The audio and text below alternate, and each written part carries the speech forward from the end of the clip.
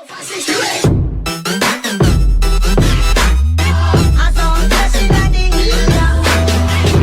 how's it going, guys? Flarp here, back with another video. Today I'm going to be hitting you guys with the best budget gaming PC build in 2015 for under $400. This build will be able to play just about all of the new titles at pretty high frame rates, so if you guys are interested in learning what is in the build, stay watching. As always, I'm going to have a PC part picker permalink cart down below in the description for you guys to check out if you want to purchase this build. So with that being said, let's get on with the video. First part I picked out is going to be the Intel Pentium G3258 3.2 GHz dual-core processor. This is going to sound very weak, coming in at only $65 from Outlet PC. However, it is actually a very good CPU for a budget build, and it competes very highly. Now, one of the topics that comes up with the great regularity in CPU reviews is whether or not single-thread performance remains important in the modern age. It's not uncommon for an AMD fan to show up and declare that no, thanks to multi-threading and HSA, single-thread performance is utterly dead, or at least it will be in the near future. There's no doubt that multi-threading can provide a significant performance boost in many applications. In some tests, AMD remains competitive for precisely this reason. What people forget, however, is that adding more threads only improves performance from your single-threaded baseline. In several of the applications TR tests, the Pentium G3258 punches far above its weight class, beating past the quad-core AMD processors when both solutions are overclocked. In Crysis 3, the situation persisted. Not only did the G3258 outperform the FX 8350 when overclocked to 4.8 GHz, it nearly kept pace with Intel's entire stable of Core i7 processors.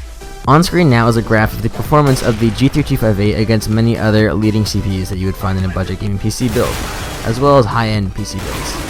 Now that we have that out of the way, we're going to move on to the motherboard. I picked out the MSI H81M P33 Micro ATX LGA 1150 motherboard coming at $43.98 from Newegg.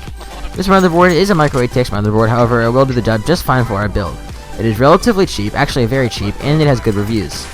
It has two 240-pin DIMM slots, which will be able to house your 2 sticks of 4GB of G.Skill Ripjaws X series RAM, harnessing dual-channel DDR3. I was able to fit this into the build because RAM has dropped in price significantly in the past few months, so we are able to fit 8 gigs into a budget build, which is pretty awesome.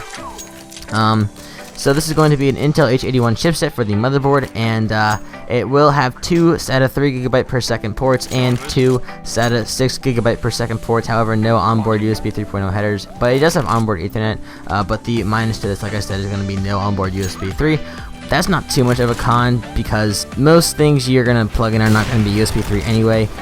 For example, mouse and keyboard, those are USB 2, so it wouldn't really matter.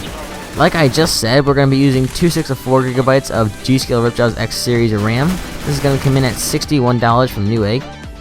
The mass storage drive, we picked out the Western Digital Caviar Blue 1TB 3.5-inch 7200 RPM internal hard drive. Your standard mass storage hard drive, 7200 RPM, very fast. We'll be able to load your games relatively quickly. Has plenty of storage space for your games and/or recordings, as well as your Windows. We're not going to be getting an SSD for this build simply because it's a little bit too expensive for the build, and I'd rather put that money towards a GPU. Now, the Western Digital Caviar Blue 1TB 3.5-inch hard drive is going to come in at $53 from Outlet PC.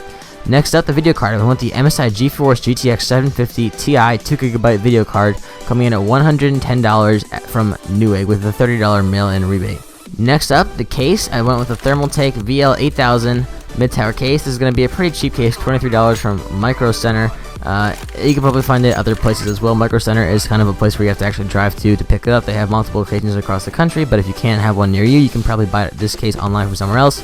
It's not the best case in the world, but it is very cheap and will do the job just fine. It will house your video card and your micro ATX very, very nicely. Next up, the power supply. With the Corsair CX 430W 80+ bronze certified semi-modular ATX power supply. This is going to be a 430W power supply, and this build is actually only going to be using 200 watts, so this is going to be overkill.